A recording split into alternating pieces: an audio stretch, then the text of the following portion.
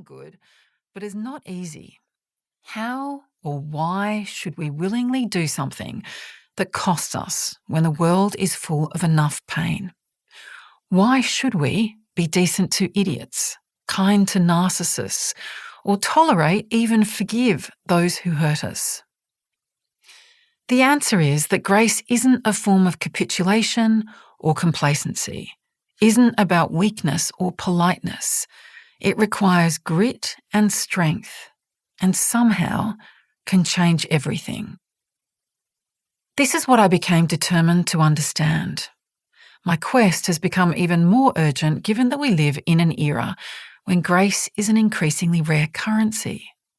The silos in which we consume information dot the media landscape like skyscrapers, and the growing distrust of the press, politicians, and public figures has in some ways choked our ability to cut each other slack, to allow each other to stumble, to forgive one another. The rows of guillotines on Twitter attest to the fact that apologies or remorse are very rarely viewed with anything but cynicism. Think too of these trends. We're getting lonelier, angrier, and less tolerant. Trust in institutions and each other has corroded. We report having fewer close friends. We're also becoming less empathetic. One study, analysing data from 1979 to 2009, found that the empathy of American students had dropped by almost 50%, with the decline accelerating over time.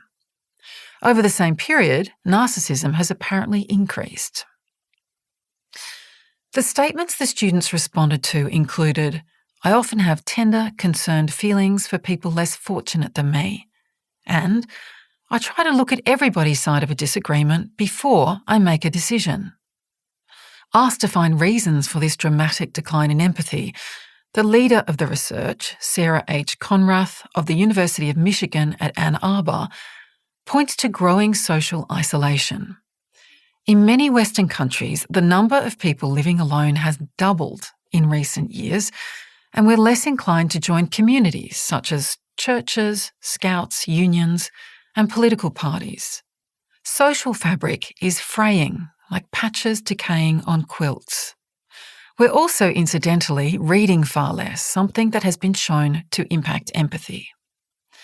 It seems obvious to say, but research tells us that those who report being more empathetic do actually respond more to the needs and concerns of others. Lonely people are more likely to cheat, think worse of others, and suffer from a range of physical and mental health issues. Even moderate loneliness can make us sick. And curiously, the lonelier we are, the less wise we are. Researchers compared loneliness in two starkly different populations, one in Salento in rural southern Italy and one in San Diego in the United States. In both groups, they found that the more wisdom an individual had, the less lonely they felt. The study defined wisdom as having several components, all of which stoke grace, including empathy, compassion, self-reflection, and emotional regulation or discipline, with the first two having the strongest inverse correlation with loneliness. Be kind to people, listen to people, try to understand their point of view, and you will be wiser and less lonely. Wisdom also meant people slept better and were healthier. The designer of the study, Dr. Dilip Jest, distinguished professor of psychiatry at the University of California, San Diego, says wisdom and loneliness do not seem to coexist. In other words, wiser people don't feel lonely and vice versa. Obviously, this doesn't prove that increasing wisdom will reduce loneliness, but it certainly points in that direction. It is logical to expect that wisdom will counter loneliness.